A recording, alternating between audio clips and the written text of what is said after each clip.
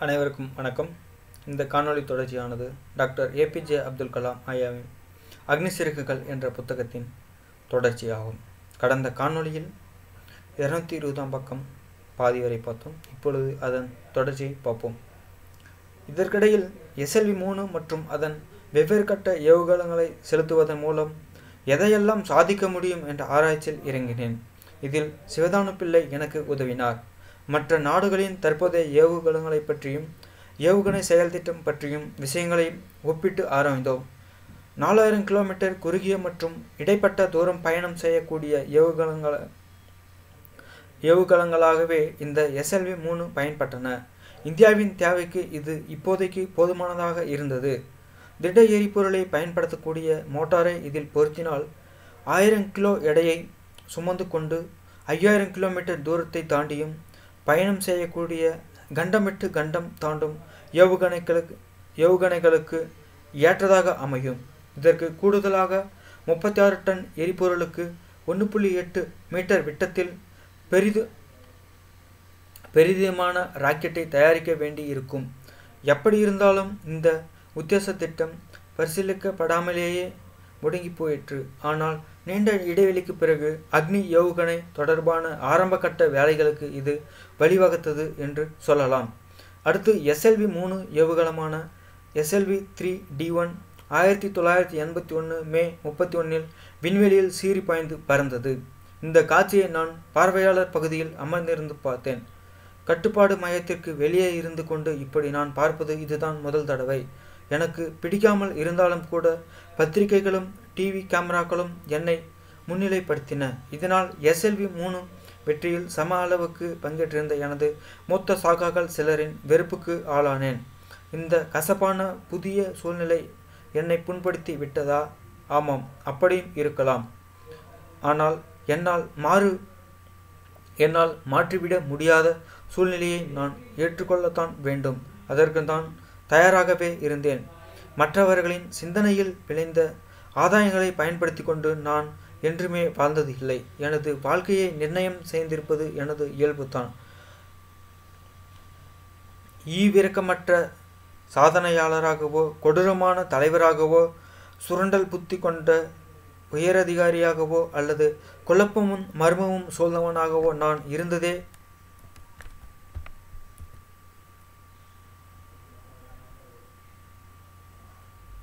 கிடையாது. சிந்தனை ஆற்றல் கொண்ட ஒரு ஜீவனின் வாழ்க்கையாக என் வாழ்க்கையை அமைத்து கொண்டிருப்பவன் நான். பலவந்தத்தாலோ கண்ணா பின்னாவென்று உருவாக்கப்பட்டதல்ல SLV-3. இடைவிடாத கூட்டு முயற்சியில் நிகழ்ந்த சாதனை அது. பிறகு எதற்காக இப்படிப்பட்ட வெறுப்புணர்வு? VSLV-யின் உயர்நிலைக்கு உரித்தான வினோத சூழ்நிலையா இது? அல்லது இதுதான் உலக சூழ்நிலையா? உலக யதார்த்தமா? ஒரு விஞ்ஞானி என்ற முறையில் இந்த யதார்த்த நிலவரத்திற்கான காரண காரியங்களை கண்டறியும் பயிற்சி பெற்றவன் நான். நிஜ நிலவரம் அந்த யதார்த்தமான விஞ்ஞானத்தில் நிலைத்து நிற்கிறது. மீடியாவின் கவனத்தை முற்றிலும் ஈர்த்து எனது மூத்த சாக்காக்களின் வெறுப்புக்கு நான் ஆளாக்கிவிட்ட யதார்த்தத்தை நான் எதிர்கொள்ள வேண்டியிருந்தது. ஏன் இப்படி என்பதை நான் ஆராய்ந்து பார்க்க வேண்டிய நிலை. ஆனால் இப்படியெல்லாம் தோண்டி துருவி கொண்டிருக்க முடியுமா? பாராட்டுக்களையும் கண்டனங்களையும் நாமே வேண்டி விரும்பியா வரவழைத்து கொள்கிறோம். SLV வெற்றியை அடுத்து எனக்கு ஏற்பட்ட அனுபவங்கள் என்னை ஒரு சிக்கலான சூழ்நிலையில் தள்ளிவிட்டு விட்டனவா? ஆம், இல்லை என்று இரண்டு விதமாகவும் சொல்லலாம். SLV-3வின் கீர்த்தியும் புகழும் அதை அனுபவிப்பதற்கான தகுதி பெற்ற எல்லோரையும் போய் சேரவில்லை என்பதால் இந்த கேள்வி ஆம் என்று பதிலளிக்கலாம். ஆனால் இந்த குறையை போக்குவதற்காக எதுவுமே செய்ய முடியவில்லை. இன்னொரு விதத்தில் பார்த்தால் எந்த சிக்கலிலும் நான் மாட்டிக்கொள்ளவில்லை. ஒருவரின் உள்ளார்ந்த தேவை நிறைவேறுவதற்கு வாய்ப்பே இல்லாமல் போனால்தான் அதை சிக்கலான சூழ்நிலை என்று சொல்ல முடியும். ஆனால் என்னளவில் நிச்சயமாக இப்படி நடக்கவில்லை. மோதல் என்ற விஷயமே இந்த அடிப்படையில் தான் உருவாகிறது. என்ன இருக்கிறது என்பதை புரிந்து கொள்வதும் புதுப்பித்து கொள்வதும் மிகவும் அவசியம் என்பதை நான் முழுமையாக அறிந்திருந்தேன் என்பதை மட்டும் என்னால் உறுதியாக சொல்ல முடியும். 1981 ஜனவரியில் டேராடூனில் உள்ள வளிமண்டல ஆய்வுக்கூடத்தை ஹை ஆல்டிடியூட் லெபார்டரி, இப்பொழுது அது பாதுகாப்பு மின்னணு அப்ளிகேஷன்ஸ் ஆய்வுக்கூடம் டிஃபென்ஸ் எலக்ட்ரானிக்ஸ் அப்ளிகேஷன் லெபார்டரி என்று அழைக்கப்படுகிறது சேர்ந்த டாக்டர் பகீரத ராவ் SLV-3 பற்றி உரையாற்றுவதற்காக என்னை அங்கு அழைத்திருந்தார். நான் இப்பொழுதும் வியந்து போற்றும் புகழ்பெற்ற அணு விஞ்ஞானி ராஜா ராமண்ணா தலைமையில் அந்த விழா நடைபெற்றது. அவர் அப்பொழுது பாதுகாப்பு அமைச்சரின் விஞ்ஞான ஆலோசகராக பொறுப்பேற்றிருந்தார். அணுசக்தியை உற்பத்தி செய்வதில் இந்தியா மேற்கொண்டுள்ள முயற்சிகள் பற்றியும் அமைதி நடவடிக்கைகளாக முதல் அணு சோதனை நடத்துவதில் சந்தித்த சவால் பற்றியும் அவர் பேசினார். SLV-3 திட்டத்தில் நான் மிகவும் ஆழ்ந்த ஈடுபாடு கொண்ட பணியாற்றியதால் அது பற்றி வெகு சரளமாக என்னால் பேச முடிந்தது. தன்னுடன் ஒரு தனிப்பட்ட தேநீர் சந்திப்புக்காக பேராசிரியர் ராஜா ராமண்ணா என்னை அழைத்தார். ஒரு தூரத்தில் இருந்தே அவரை எப்பொழுதும் வியந்து போற்றி கொண்டிருந்தவன் நான். இப்போதோ அவரை நெருக்கமாக பார்க்கும் வாய்ப்பு கிடைத்துவிட்டது. என்னை சந்தித்ததில் அவருக்கு ஏற்பட்ட நிஜமான மனமகிழ்ச்சி கண்டு மகிழ்ந்து போனேன். அவரை நான் சந்தித்ததும் முதலில் எனக்கு ஏற்பட்ட இனிய அதிர்ச்சி இது. அவரது பேச்சில் ஆர்வம் கொப்பளித்தது. உடனடியாக பற்றிக்கொள்ளும் பரிவு கலந்த நட்புணர்வு ஈர்த்தது. பாவனைகளிலும் அஸ்விகளிலும் ஒரு வேகமும் கனிவும் பளிச்சிட்டன. அந்த மாலை பொழுது முதலாக நான் பேராசிரியர் சாராபாயை சந்தித்த தருணத்திற்கு என்னை கொண்டு சென்றது. நேற்றுதான் அந்த சந்திப்பு நிகழ்ந்தது போல தோன்றியது. பேராசிரியர் சாராபாயின் உலகம் உள்ளார்ந்து பார்க்கும் பொழுது எளிமையாகவும் வெளித்தோற்றத்தில் சிக்கல் இல்லாமல் லகுவாகவும் இருந்தது. நினைத்ததை சாதிக்க வைக்கும் சூழ்நிலையை உருவாக்கி கொண்டு குறிப்பிசகாமல் முனைப்பது ஈடுபட்டு வைக்கும் செயல்வேகம் அவருடன் இணைந்து பணியாற்றிய எங்கள் அனைவரையும் உந்தி தள்ளியது. எங்கள் கனவுகளை நனவாக்குவதற்கும் பொருத்தமான வகையில் ஆயத்தமாக காத்திருந்தது சாராபாயின் உலகம். நாங்கள் அனைவரும் விருப்பப்பட்ட எல்லா விஷயங்களுக்கும் அந்த உலகம் கச்சிதமாக இடமளித்தது. அது ரொம்ப பெரிதும் அல்ல, மிக சிறியதும் அல்ல. எந்த மிச்ச சொச்சமும் இல்லாமல் எங்களுடைய தேவைகளுக்கு ஏற்ப அந்த உலகத்தை எங்களால் பகுத்து கொள்ள முடிந்தது. இப்போதோ என்னுடைய உலகத்தில் எளிமை மயமாகிவிட்டது. எங்களுக்குள்ளே குழப்பம், வெளியே சிக்கல் என்று இப்பொழுது அது மாட்டிக்கொண்டிருக்கிறது. ராக்கெட் அறிவியலில், தொழில்நுட்பத்திலும், நமது நாட்டிலேயே ராக்கெட் தயாரிக்கும் சாதனையை எட்டுவதிலும் நான் மேற்கொண்ட முயற்சிகளுக்கு வெளிப்புற தடைகளை முட்டுக்கட்டை போட்டேன். உள்ளுக்குள்ளோ உசாலாட்டத்தால் குழப்பங்கள் என்னை தடுமாற வைத்தன. எனது பாதையிலிருந்து திசை மாறி விடாமல் நெஞ்சுறுதியோடு பயணம் தொடர்வதற்கு ஒரு விசேஷ முயற்சி தேவை என்பதை அறிந்திருந்தேன். எனது கடந்த காலத்தையும் நிழல்காலத்தையும் ஒன்றிணைந்து பார்த்தது ஏற்கனவே ஆபத்தாகிவிட்டது. பேராசிரியர் ராமண்ணாவின் தேநீர் சென்றபோது எனது நிகழ்காலத்தையும் எதிர்காலத்தையும் ஒருங்கிணைத்துக் கொள்வதில் மட்டுமே முழு கவனம் செலுத்தினேன். அவர் உடனடியாக விஷயத்திற்கு வந்துவிட்டார்.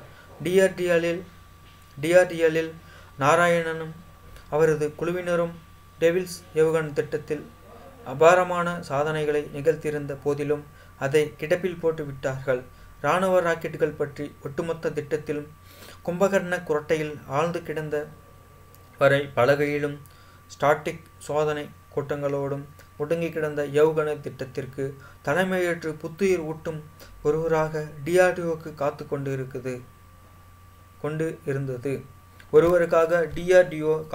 இருந்தது.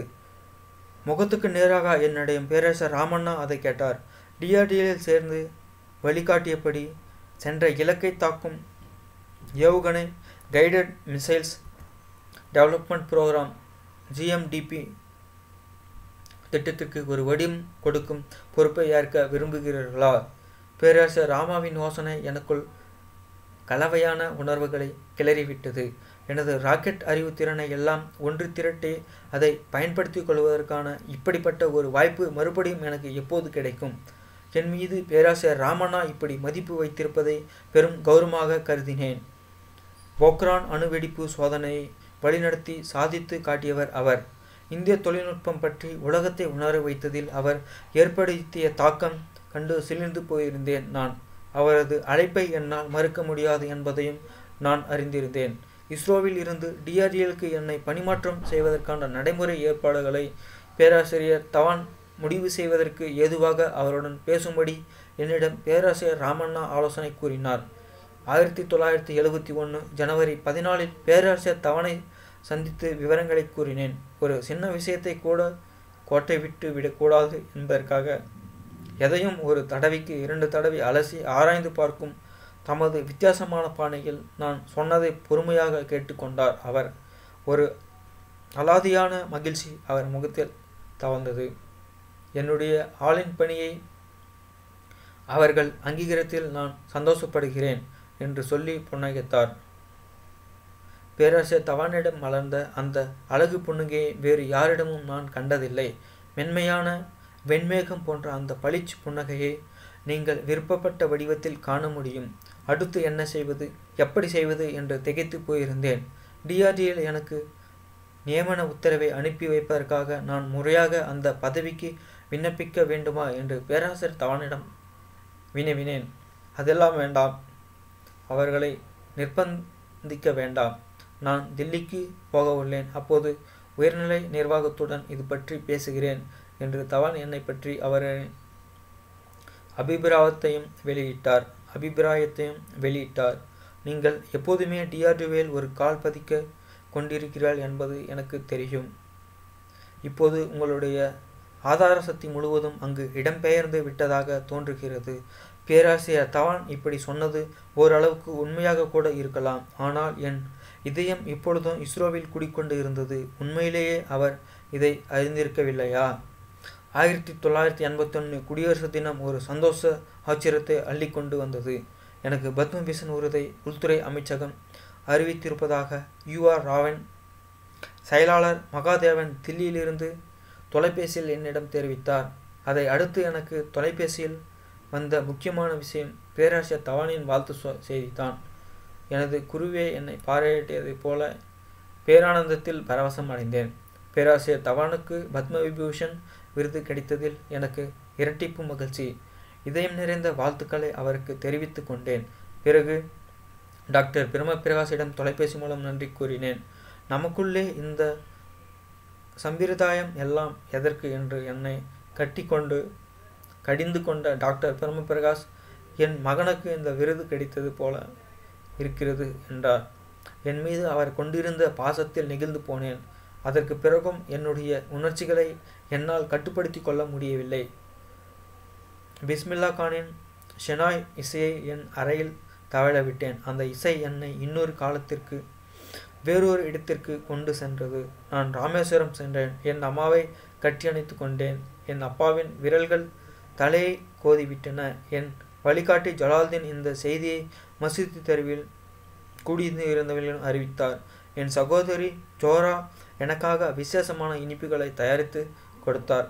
பசி லட்சுமணன் சாஸ்திரிகள் என் நெற்றியில் திலகமிட்டு ஆசை வழங்கினார். தான் நட்ட செடி வளர்ந்து மரமாக்கி இந்திய மக்களுக்கு பலன் தரும் கனிகளை தருவது கண்டு அரிச்சித்தை சாலமன் புனித சிலுவையை ஏந்தி என்னை ஆசீர்வதித்தார். விக்ரம் சாராபாய் விண்வெளி மையத்தில் பலதரப்பட்ட எதிரொலிகளை எனது பத்மவிபூஷன் விருது கிளப்பிவிட்டது. சிலர் எனது சந்தோஷத்தை பகிர்ந்து கொண்டார்கள். வேறு சிலரோ தேவையில்லாமல் எனக்கு மட்டும் தனி முக்கியத்துவம் கொடுக்கப்பட்டு விட்டதாக கருதினார்கள். எனது நெருங்கிய சாக்காக்களில் சிலர் என் மீது பொறாமை கொண்டவர்களாக மாறிவிட்டார்கள். கோணல் புத்தி கொண்ட தாறுமாறாக சிந்திக்கும் பழக்கத்தால் ஏன் இப்படி சிலர் வாழ்க்கையின் உயர் நெறிகளை கண்டு கொள்ளாமல் இருக்கிறார்கள்? வாழ்க்கையில் சந்தோஷம், நிறைவு, வெற்றி எல்லாமே சரியான முடிவுகளை, வெற்றிகரமான முடிவுகளை தேர்ந்தெடுப்பதை பொறுத்தே கிடைக்கின்றன. உங்களுக்கு சாதகமாகவும் பாதகமாகவும் வேலை செய்யக்கூடிய சக்திகள் வாழ்க்கையில் உண்டு. எவை நன்மை பயக்கும் சக்திகள், எவை தீங்கு விளைவிக்கும் சக்திகள் என்பதை ஒருவர் இனம் கண்டு கொண்டு தீயதை ஒதுக்கி நல்லதையே நாட வேண்டும். என்னை புதுப்பித்து கொள்ள வேண்டிய அவசியம் வந்துவிட்டது என்று நீண்ட நாட்களாக எண்ணிக்கொண்டிருந்தாலும் அதை அலட்சியப்படுத்தி வந்திருந்தேன். இப்பொழுது அந்த தருணம் வந்துவிட்டது என்று எனது அந்தராத்மா சொன்னது. எனது ஸ்லேட் பலகையை துடைத்துவிட்டு புதிய கணக்குகளை நான் போட்டாக வேண்டும். முந்தைய கணக்குகளை நான் சரியாக செய்திருக்கிறேனோ கிரேனா, வாழ்க்கை பள்ளியில் ஒரு ஆசிரியரின் மதிப்பீடு அவ்வளவு சுலபமாக கிடைத்து விடுவதில்லை. இங்கே மாணவர்தான் தனக்காக கேள்விகளை சுயமாக அமைத்து கொள்ள வேண்டும். தனது சொந்த பதில்களையும் தேடிக்கொள்ள வேண்டும். சுய திருப்தி அடையும் வகையில் நானே அந்த பதில்களை மதிப்பீடு செய்து கொள்ள வேண்டும். தீர்ப்பு ஒரு பக்கம் இருந்தாலும் இஸ்ரோவின் 18 வருட நீண்டகால வாழ்க்கையிலிருந்து விடுபட வேண்டும் என்பது வேதனையான விஷயம். புண்பட்ட என் நண்பர்களை பொறுத்தவரையில் லூயி காரலின் இந்த வரிகள் பொருத்தமாக இருக்கும் என்று தோன்றியது. என் மீது நீங்கள் கொலைப்பழி சுமத்தலாம் அல்லது எனக்கு புத்தியில்லை என்று சொல்லலாம். சில சமயம் நாமெல்லாம் பலவீனப்பட்டு விடுகிறோம். ஆனால் போலி நடிப்பு மட்டும் என் குற்றங்களில் ஒன்றல்ல. நன்றி. மேலும் அடுத்த காணொளியில் இதன் தொடர்ச்சியை பார்ப்போம்.